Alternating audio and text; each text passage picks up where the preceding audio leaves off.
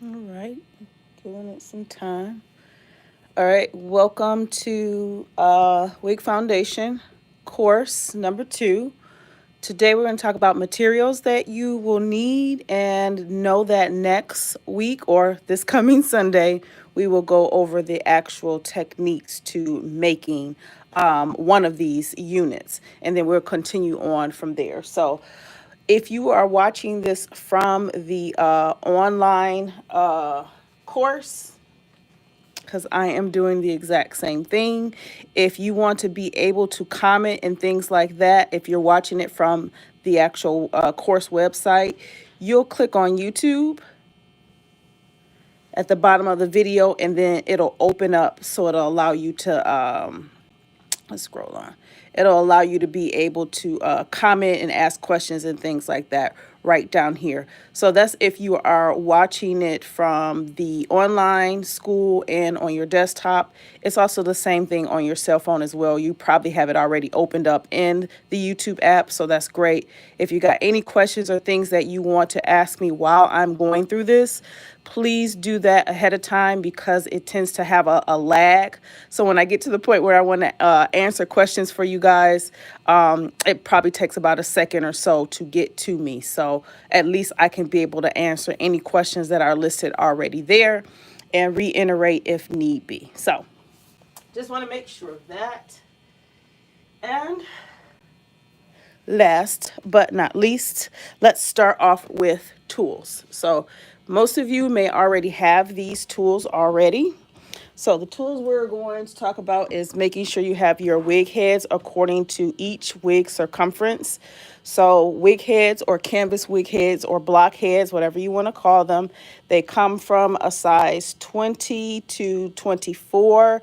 I believe they have some larger ones. You just have to do a search, a Google search for one that may be 25-inch circumference. But you do want to have wig heads in different sizes or different circumferences, and then have it prepped with measurements and things like that. That way, when you take measurements from your client, you can apply those numbers and the circumference to the wig head that you have. So this is a 24 because that's the largest that I have. And then this is a 21. I actually have a 20 that is, it just looks like this. So it's not a canvas wig head, but it's one of these. And this is actually a 20 circumference. But you do want to have these and make sure that they are set up with measurements and things to help you out. We will be constructing wig caps or wig foundations using some major tools. Thread is one of them. So it's actually transparent thread. I'm bringing it in a little bit closer. It's coat thread that you can use, or there's a monofilament or poly thread. It's really just clear thread. It's very nice and it's strong, and this is used so that you can make wig caps. I'll give you an example of one that is made, and it's actually transparent thread or clear thread that is being used to machine and or hand sew these pieces together. So you'll need thread, definitely. You'll need pins. I find that these pins are easier to use. The fabric pins that have the little balls on them, so that you can be able to staple pieces and things together. I use a staple gun, but in this case, we're not going to use that. It's better to use pins so that you can be able to remove them properly and stitch how needed. But that's what pins are for. So you can either use these or you can use these. And these are flathead pins. So they're fabric pins, but they're flathead, and they're used to push all the way through and keep whatever material that you're working with flat. So thread, pins, and there's two types of needles. So one of the needles we are going to be using the most really is ventilating needles. But you should have straight needles and curved needles for some hand sewing techniques that we're going to be doing, like basting stitch and a straight stitch and an actual stitch that happens with you while using a sewing machine. We are going to be using a sewing machine, but you're learning the 3 techniques: with thread and needle, with thread and ventilating needles, and with the sewing machine. So just make sure you have, even if they are fabric needles, and what I mean by fabric needles, there are some needles, straight needles that are a little bit thinner than these, but they're usually pretty thick because they're used the most for weaving. So you'll need those. And then there are two types of ventilating needles that you would use. And we would use these needles using the clear thread. So to show you what they look like, they come with their handles, and there are needles that come in different sizes for Asian needles. So this is an Asian needle. Most Asian needles come from a 1 to 1, 1 to 2, 2 to 3, and 3 to 4. What that means is how many strands of hair does it pick up.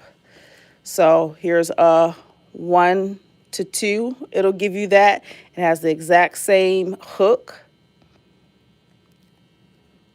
There's a 1 to 1. Sorry, guys. Same hook. There's a 3 to 4, and you guys know, so forth and so on. Here's a 2 to 3. So your Asian needles come with those 4 to 5 sizes, meaning that that's how many strands of hair that it picks up.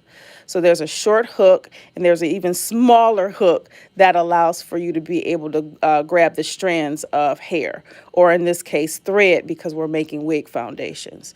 So we won't be using this a lot. For some, we will, so because some of you might feel more comfortable with this one. The German needle looks like this. So it's a slider curve, and they're usually pretty long. So you see the one that's on the left is the Asian needle, and the one that's on the right is the German needle. This is the one that we're going to be using the most. I believe they go up from 1 to 10, maybe 20, don't quote me, but I use a 1 to 1 or a 1 to 2 German needle. This is a 1 to 2 German needle that I have. This is also a 1 to 1 as well. This is a 1 to 2, and this is a 1 to 1. So those are the two that I use the most. I don't try to pick up a lot of strands, no more than 2, but if I do, I'll use my Asian needle instead. And these are better when you're trying to go through different types of material or fabrics that are a little bit smaller and thinner measurement and size, and that's usually like monofilament bases, and I'll show you that in a second. But we'll be doing things by hand using hand needles and as well as German needles. So let's push this down some so you guys can see. And not German needles, ventilating needles. Sorry, guys.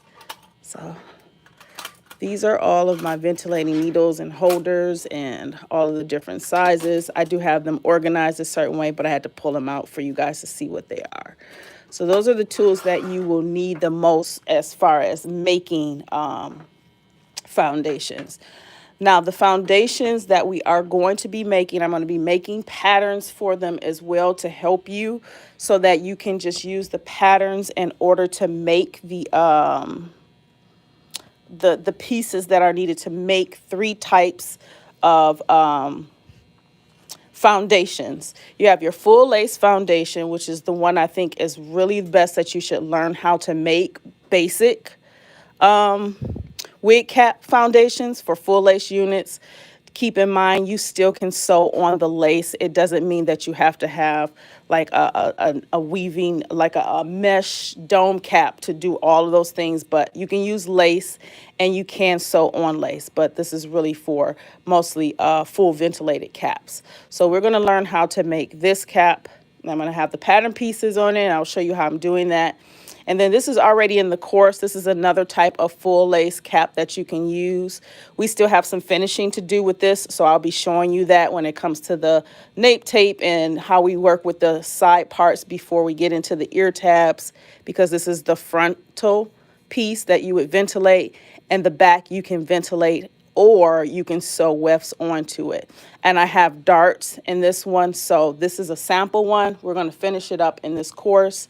So full lace wigs is something that we are going to be making. If you notice, this is a full lace unit in that same piece. This is what it looks like. You can ventilate on stretchy lace as well.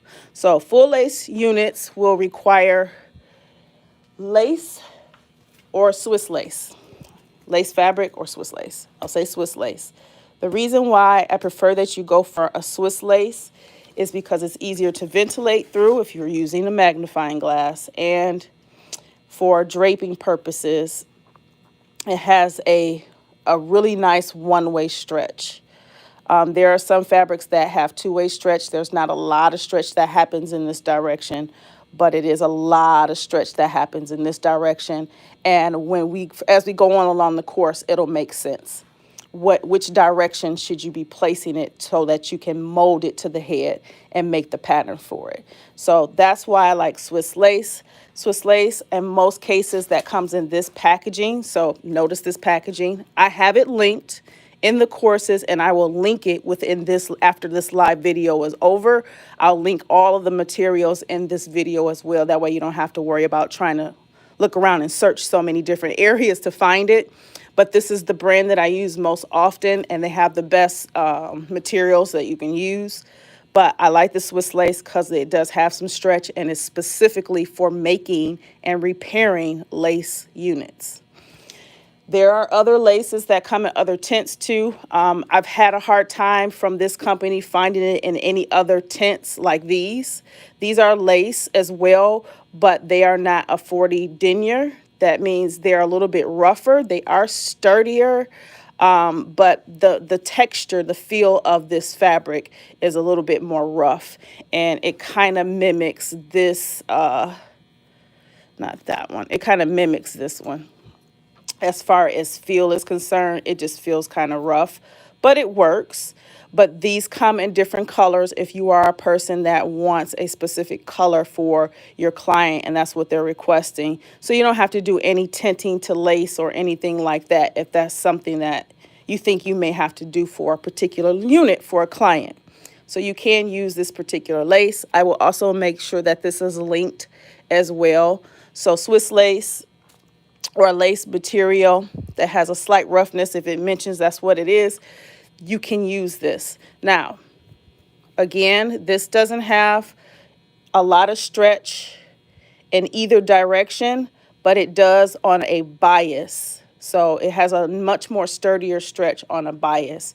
And what I mean by bias is when you're looking at a square, this is one end and this is the other. So you can stretch from this end or you can stretch from the top. But then there's a diagonal stretch, and we call that bias for a fabric. So you're doing that in a diagonal stretch. So some things can be stretched this way, and it may be necessary for the crown of the head or like the back of the head of the occipital bone of a wig head. So what I'm talking about is the hook behind the head. That's what we're talking about. So, I didn't get that. Could you try again? Oh God, my watch is going off. So, lace fabric to make full lace units. Now, we are going to make a combination of a dome cap, and we're going to use Swiss lace because it has the best stretch, and it matches the feel, texture, and the way that it operates is very similar to this mesh dome cap. Okay, it's very similar. So we're going to use Swiss lace for this because it has a stretch to it. I had it out a second ago. Let's move this over here. There we go. It has a stretch to it, so it'll mimic. So we're going to make a cap where we're combining the lace to be what's going to be ventilated. And yes, you can ventilate on this, but it would be very, very hard. So it would be better that you use these types of caps to sew wefts on, and then you can customize how the closure is going to look if you want to do that. So we're going to do that combination too. Closure and or frontal full piece, and show you how to attach it to a dome piece for those who prefer this type of cap for their wigs. And that's totally fine.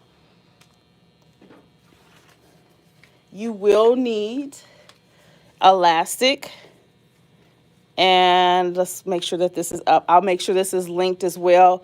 This is how thick the braided elastic should be. Okay. This is 1/2 inch. It's pretty thick compared to this 3/8 of an inch, or in other words, 0.95 centimeters. So this is a little bit larger. This is okay, but I wouldn't go any larger than 1/2 of an inch. But the best is to go 3/8 and don't go any lower than that, because that's too thin and too flimsy. And in most cases, when we're looking at adjustable straps, that looks like a bra strap, that's in most caps, that is their measurement. So this is what you should be using. You will need that. And last but not least, I'm gonna slowly move that over.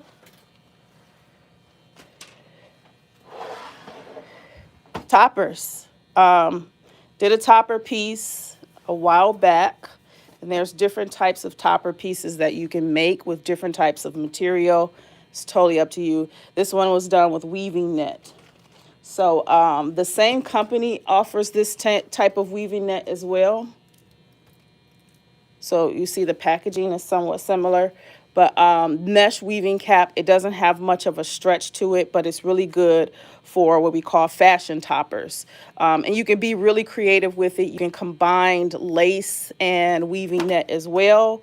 And you could just make it just the netting. So that's a smaller one.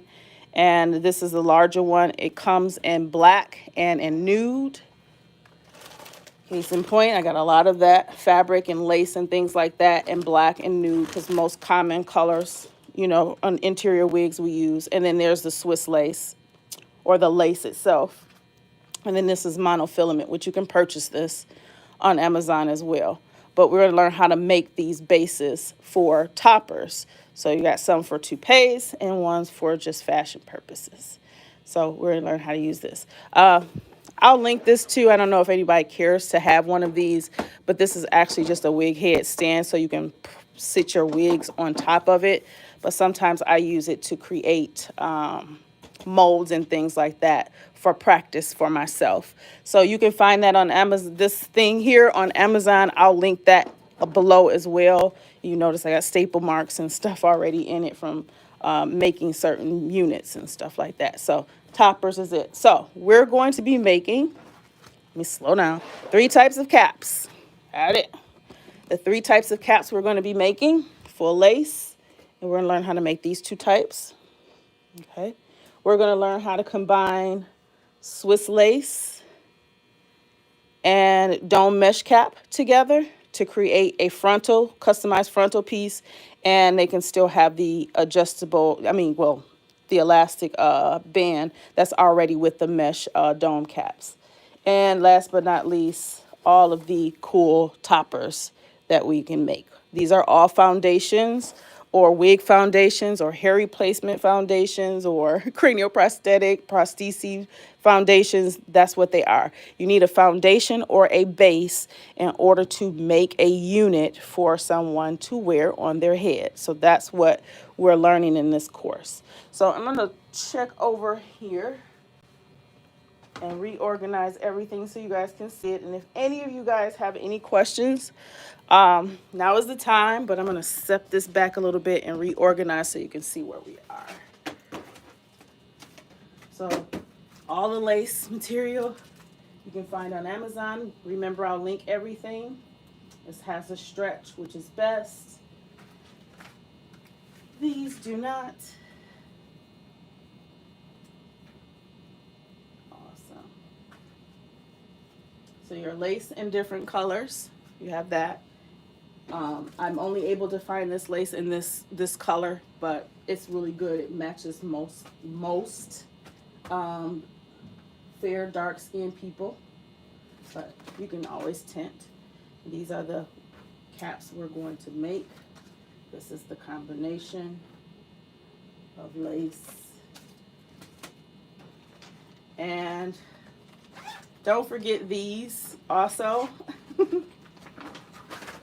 I usually get a lot of these through AliExpress, but I'm starting to notice that they're on Amazon as well, that you can get them. They're called wig combs, and they do come in multiple colors, but the most common ones I have been able to find for myself is the black and the dark brown ones. So they're combs that you would add into your caps if that's something that your client wants.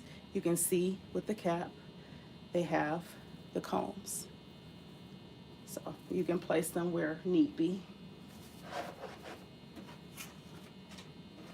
Then we have elastic and combs. And there we are. So let's overview. Tools you'll need. You'll need clear thread. You'll need pins. Totally up to you which one you choose. You'll need transparent thread. Oh, already said that. And needles. So curved needles, straight needles that you use to hand sew. I'm going to teach you the techniques. And also the ventilating needles. Let's push that, open it back up. The ventilating needles, you'll need that. And your wig heads already prepped. Tape measure will help. The video is already there. And one of these and some masking tape or blue tape, painter's tape, or actual tape like this. And you can pin, glue, however you want to. Whatever works for you. It's okay to be creative with it. Materials for full lace units. You need lace, Swiss lace. Some that stretch, some that doesn't. Totally up to you. Can ventilate on either. Then you'll need elastic. This is the size or the measurements, how much you need. And combs, which we already went through those. And then the combination is really just Swiss lace and a dome cap. I'll show you how we are doing that. And then you have black or blonde or nude, if you want to call it nude, Swiss lace and weaving net and all of that to make different types of topper caps or units or foundations. Sorry, foundations. There you go. Cool. All right, so that's it. So next week, we are going to focus on the 3 techniques, putting together this type of a unit that's going to be put together. This is a sample I was working with. But combining Swiss lace and the dome cap together, learning the 3 methods of putting it together by sewing machine, by hand, and also by ventilation. Ventilation is also by hand as well. But just think of it as this is your needle instead of actual sewing needles. So it's going to have a different technique to it. And most of you may already know how to do it. So we're just going to reiterate on it because it'll make it really good when we get to the next level of making foundations. You're already prepared on this method so that you can learn more. So that's it, guys. Those are the materials you would need for this course. And I will see you guys next week.